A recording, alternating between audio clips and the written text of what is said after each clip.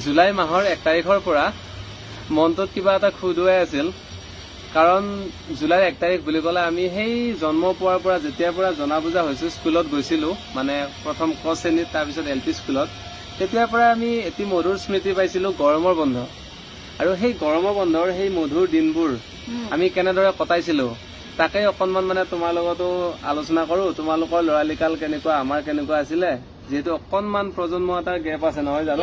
3-4 বছৰ গতিকে তোমালোকৰ কেনেকুৱা আমাৰ কেনেকুৱা আপোনালোকৰ কেনেকুৱা আৰু এতিয়াৰ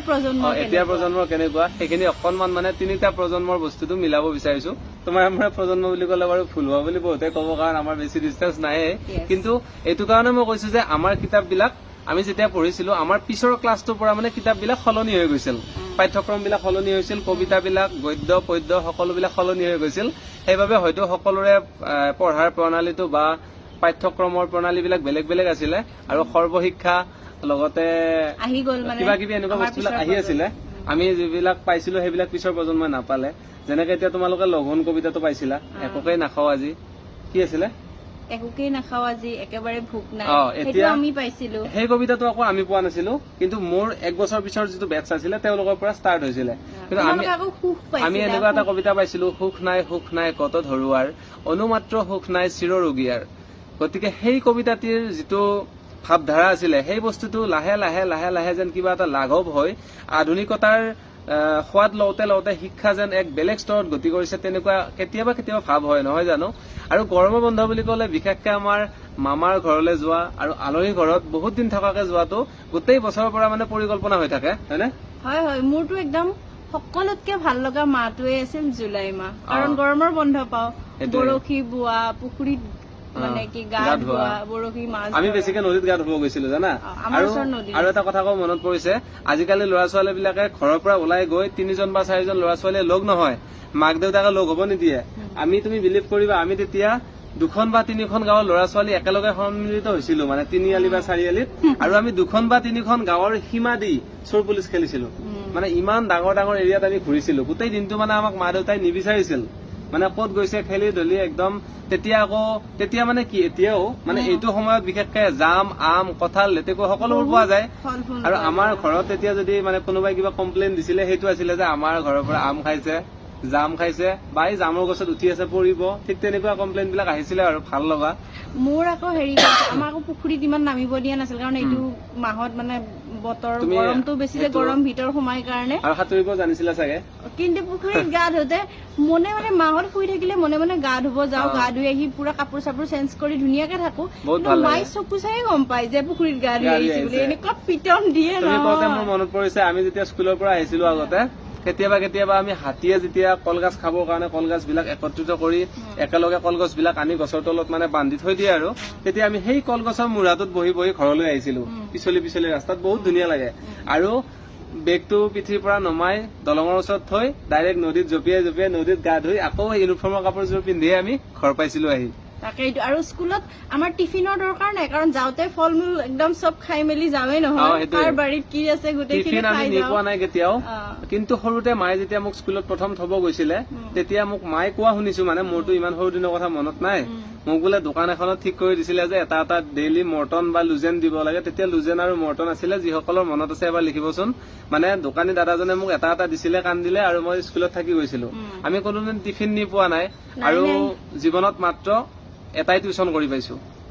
বাকী টিউচন কৰা বুলি ফিজটো আনি ফুটবল খেলি উঠি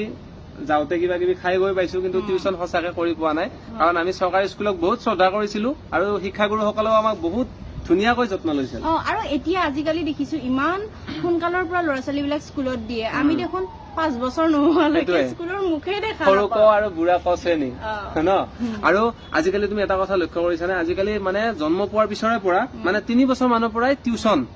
সৰু ল'ৰা ছোৱালীক টিউচন দিয়ে মানে মাক দেউতাকে যিখিনি শিক্ষা গ্ৰহণ কৰিছিলে সেই শিক্ষা গ্ৰহণ কৰা শিক্ষাখিনি মানে ল'ৰা ছোৱালীৰ ওপৰত যিটো প্ৰভাৱ পেলাব লাগে অনানুষ্ঠানিক শিক্ষাৰে যিটো শিক্ষিত কৰিব লাগে সেইখিনি দেখোন নাপাবই মাক দেউতাক ইমানেই বিজি হৈ গ'ল যে ল'ৰা ছোৱালীক মানে প্ৰাথমিক শিক্ষাখিনি দিবলৈ তেওঁলোকৰ আহৰি নাই আগতে দেখোন মাক দেউতাকৰ শিক্ষা ইমান নাছিলে তথাপিতো আকৌ টিউচন দিয়া নাছিল আৰু সেইটোকে কোৱা হৈছিল আগৰ কৰ্মমুখী শিক্ষা মানে কৰ্ম কৰি কেনেকে মানুহে জীৱনৰ পথ মোকলাব লাগে সেইটো আগতে শিকাইছিল আৰু লগতে আগৰ দিনৰ মাক দেউতাকৰ আজিৰ নিচিনাকে হোৱাটছএপ ফেচবুক বা এনেকুৱা লাইফষ্টাইল নাছিলে আমাৰ নহয় মাহঁতে এতিয়া ছচিয়েল মিডিয়া চলাবই নাজানে কিবা কৰি আমাৰ এতিয়া ভিডিঅ'টো চাব পৰা হৈছে বাৰু তেতিয়া মানে মাক দেউতাকে এটাই কথা কৈছিলে যে মোৰ সকলোতকৈ ডাঙৰ সম্পদ এই তোমালোকেই ল'ৰা ছোৱালী আৰু তোমালোকৰ ভৱিষ্যতটো গঢ়া মানে মোৰ বহুত ডাঙৰ সম্পদ আৰু যিদৰে কোৱা হয় মানে সম্পত্তিৰ ডাঙৰ হাতী আৰু সম্পৰ্কৰ ডাঙৰ নাতি গতিকে ঠিক তেনেদৰে আমাৰ ককা আইতাসকলেও আমাক লৈ লৈ গৌৰৱ কৰিছিল যে আমাৰ ল'ৰাই এতিয়া এইটো ক্লাছত পঢ়ে সেইটো মানে শ্ৰেণীত পঢ়ে এইটো শ্ৰেণীত সেইটো শ্ৰেণীত বা চতুৰ্থ শ্ৰেণীৰ বৃত্তি পাব বা মেট্ৰিকত এনেকুৱা স্থান দখল কৰিব প্ৰতিভা সন্ধানী এটা যে পৰীক্ষা হৈছিল তেনেকুৱা আৰু আমাৰ মেইন টপিকটো আছিল গৰমৰ বন্ধ বাৰু কিন্তু কি গৈ পালো আৰু অতি ফুৰি গৰমৰ বন্ধ বুলি ক'লে যিদিনাখন লাষ্ট হ'ব মানে জুনৰ যিদিনাখন শেষৰটো দিন হ'ব সিদিনাখনে আমাৰ মানে বুট দিয়ে চবকে এই বুট কেইটাই আমাৰ বহুত ভাল লাগে বুট দিয়ে ন আকৌ কলপাত বিলাক যে লিখি নিও সেইবিলাক মানে চাই উঠি পঢ়ি উঠি ফালি ফালি পেলাই দিব দিয়ে নহলে মানে সেই সময়তো কিছুমান বুদ্ধিয়ক ল'ৰা বা ছোৱালীয়ে কি কৰিছিল আমি ধৰা লিখি দেখুৱালো ছাৰহঁতক তাৰপিছত থৈ দিলে বা পেলাই দিলে নহয় সেইখিনিকে উঠাই আনি আকৌ দেখাই চাবমিট কৰিছিল কিছুমানে নিলিখে কলপাত পকাই পেলাই তেনেকে লৈ যায় বোলে লিখিছিলো ইয়াতে নোহোৱা হৈ গল এই যেনেকে এটা চিনেমা এখনত আছে নহয় ইয়াতে মানে ঘোঁৰা এটাই ঘাঁহ খাই আছিলে ঘাঁহ খিনিও শেষ গল ঘোঁৰাটোও গুচি গল মানে এতিয়া পিকচাৰখন ব্লেংক হৈ আছে তেনেকুৱা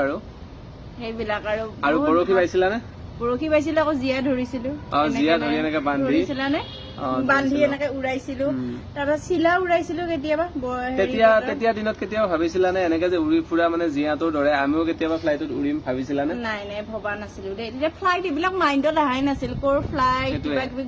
আমি মানে ঘৰখনেই স্বৰ্গ বুলি ভাবিছিলো ঘৰখনৰ বাহিৰত যে আৰু ক'ৰবাত ঘূৰিব ফুৰিব যাব লাগে সেইটো ভবাই নাছিলো কিন্তু বছৰৰ শেষত স্কুলৰ পৰা কেতিয়াবা পিকনিক লৈ যায় ধৰা গুৱাহাটী হওক তেজপুৰ হওক এনেকুৱা জেগাত লৈ গৈছিল সেইটো হয় আমিও বহুতবাৰ গৈছিলো আৰু স্কুলৰ পৰা পিকনিকত যোৱা সেই মজাটো বহুত বেলেগ এতিয়া মানে আমাৰ সকলো বন্ধু বান্ধৱীৰ হাতত টকা পইচা বহুত আছে কিন্তু সেই মুক্ত মন আৰু মুক্ত মনে ফুৰিব পৰা সেই ইচ্ছা শক্তিটো এতিয়া সকলোৰে নাই এতিয়াতো মাক বাপ দেউতাকৰ অবিহনে বাচ্ছাটোক বেলেগ লগ বন্ধুৰ লগত পঠিয়াই দিব পৰা সাহস কোনো নাই এতিয়া সেইটোৱে আজিকালি যিকোনো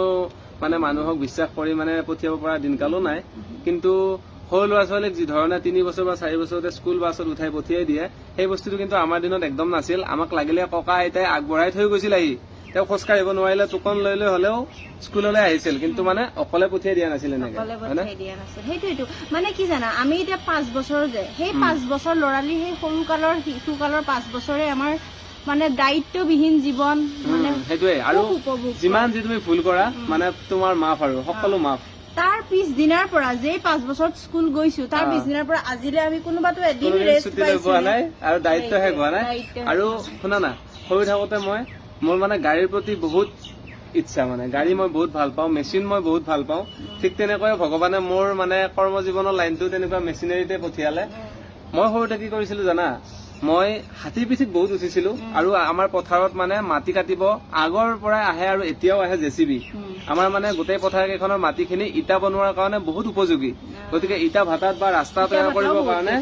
আমাৰ অঞ্চলত বহুত আছে আমাৰ ৰাস্তাটো বনাবৰ কাৰণে বা ইটা ভাটাত মাটি নিবৰ কাৰণে জেচিবি মানে প্ৰত্যেক বছৰে আহেই মানে ছিজনত তেতিয়া মই কি কৰিছিলো আমাৰ ঘৰৰ পৰা সৰি থকা পাণ আৰু তামোল কাটি ধুনীয়াকে তেওঁলোকলৈ লৈ গৈছিলো আৰু গোটেই দিনৰ দিনটো মই জেচিবিত উঠি আছিলো মোৰ মানে সেইটোৱে বহুত সুখ আৰু বহুত ভাল লাগে তেওঁলোকে কয় আৰু মানে তামোল এখন লৈ আহিবা আমাক কৈ আৰু জেচিবিত মানে দিনটো উঠি থাকিবা একো কথা নাই আৰু এটা মেইন টপিক খেলখনলৈ মনত পৰিছে নে কলৰ ভোৰ যে বনাইছিলো বানপানী এইটো ছিজনতো বানপানী হয়েই মই আৰু মোৰ এজন বন্ধু আছে আমি দুয়ো মিলি মানে প্ৰত্যেক বছৰে বনাও আৰু মানে আমি বেলেগলৈ মানে ৰখি নাথাকো আৰু যে ইমান ডাঙৰ কলৰ গছ আনিব নোৱাৰিম আমি মানে বলেৰে নোৱাৰিলেও কিবাকে বুদ্ধি কৰি হলেও আমি দুজনে বনাম আৰু ভেলাঘৰ বনোৱা দিনত মেজি বনোৱা দিনত আমি 2 তালাৰ ভেলাঘৰ বনাইছিলো প্ৰথম আমি দুজনে বনাইছিলো মোৰ ভৰিত তেতিয়া কাটিছিলেও আমাৰ 2জন বন্ধুৰেই 2গৰাকী ভণ্টি আছে আৰু ভণ্টি 2গৰাকীয়ে আমাক সহায় কৰিছিল সেই সময়ত তেনেদৰে আমি কৰিছিলো আৰু সেইবিলাক আৰু দিন আৰু সেইবিলাক মানে সোণালী দিন আৰু এতিয়া কলে মানে ইতিহাস লাগে ন সেইটোৱে শুনা না ফ্লাইটখন যে এনেকে বেকাকা আহি আছে ভয় নালাগে দেখা পালে ঘটনাবিলাক হোৱাৰ পৰা ফ্লাইটত আৰু নুঠো বুলিয়ে ভাবিছো আৰু উঠিব মন সেইকাৰণে চাগে উত্তৰ কোৰিয়াৰ যিজন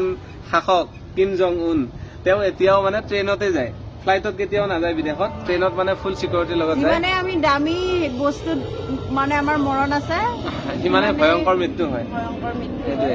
আমি এতিয়া টপিকটোত কথা পাতি আছিলো গৰমৰ বন্ধৰ এতিয়া লাষ্টৰ পিনে এইটো ক'ব খোজো যে আপোনালোকৰ দিনত আপোনালোকৰ সময়ত যিহেতু আমাৰ যিসকল মানে ফেচবুক পৰিবাৰৰ মানুহ আছে তাতে জ্যেষ্ঠ কনিষ্ঠ সকলোবোৰ আছে। গতিকে আপোনালোকৰ দিনৰ গৰমৰ বন্ধবোৰ কেনেদৰে পাৰ কৰিছিল বা আপোনালোকৰ দিনত মানে আলহীবিলাক অতিথিবিলাক কিমান দিনলৈ আছিল, ইজনে সিজনৰ লগত কেনেকুৱা সম্পৰ্ক আছিল, সকলোবোৰ মিলাই আপোনালোকে গৰমৰ বন্ধৰ বিষয়ে অকণমান লিখিবচোন বাৰু। আৰু ভিডিঅ'টি যদি ভাল লাগিছে সকলোকে শ্বেয়াৰ কৰিব পাৰে আৰু আমালৈও আপোনালোকে লিখিবলৈ নাপাহৰিব কেনেকুৱা পালে ভিডিঅ'টি।